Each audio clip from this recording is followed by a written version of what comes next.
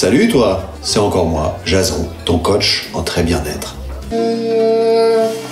Ancré. Aujourd'hui, on va parler d'un sujet qui fâche. Les déchets qu'on jette par terre. Parce que ça, c'est non. Tu vois Didier, moi ce que je veux, c'est simple. C'est que la France soit première.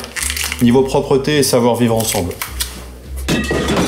Non mais là, je vise la poubelle. Donc Et là, je te le dis tout de suite, on est très loin de la Suisse et du Japon. Si tu vois un déchet par terre en Suisse, c'est généralement que c'est un Français qui vient de le déposer. Ça, c'est pas acceptable. C'est simple, à part probablement quelques comptes bancaires en Suisse, tout est clean, impeccable. Au Japon, c'est pareil, les seuls détritus que tu peux croiser, c'est des chanteurs de K-pop en tournée.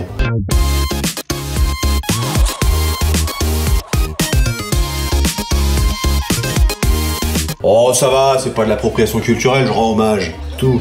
En France, faut vraiment qu'on arrête de compter sur les employés de mairie pour nettoyer nos déchets. Personne n'aurait considéré le sol comme une poubelle, une décharge ou la station Châtelet-Léal. Moi, je me suis toujours demandé si les gens qui jetaient les trucs par les fenêtres, c'est parce qu'ils s'imaginaient que les déchets allaient trouver tout seuls, avec leurs petites ailes, leurs petites pattes, un chemin vers la poubelle la plus proche. Mais rassure-toi, ils finissent par trouver le chemin de la poubelle. Sauf qu'elle s'appelle la mer. Et ouais, 70% des déchets jetés dans la rue finissent dans la mer. Tu savais pas? Eh ben maintenant tu sais. Ça t'évitera de t'insulter toi-même cet été sur la plage, quand tu seras en train de nager entre les sacs plastiques et les canettes.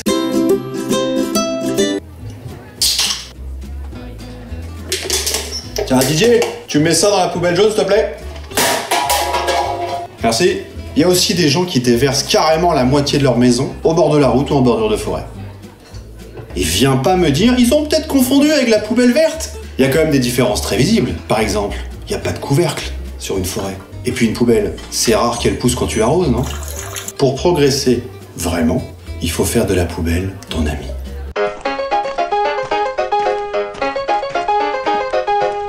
Il y a plein d'avantages à nouer une relation privilégiée avec une poubelle. Par exemple, si tu t'approches suffisamment d'elle pour jeter tes déchets, tu rateras pas tes lancers. Tony Parker. Je vais la ramasser. Et ça, c'est peut-être la seule chose positive que tu feras dans la journée. Accumuler les petites victoires. Il est là le jeu. Et ça te permettra d'effacer d'un seul coup tes années de frustration au basket au collège. Et si tu reproduis ce geste plusieurs fois dans la journée, tu pourras même dire que tu as fait une activité physique. Ça te fera une bonne excuse pour pas aller faire ton jogging ce soir. Après, tu peux même être créatif, tu peux ramasser 2 ou 3 papiers dans la journée et considérer ça comme des squats. N'oublie pas de bien travailler les quadriceps. Jeter ses déchets par terre, c'est un peu comme écouter du Kinvé. On se sent pas très bien, après on se sent un peu sale. Oh ça va, on a tous une autre petite période. Ben non, tiens, non, en fait, pas là. Ton challenge pour la semaine prochaine, c'est de rendre tout aussi propre qu'un trottoir à Tokyo. Oh, tu connais la chanson, hein?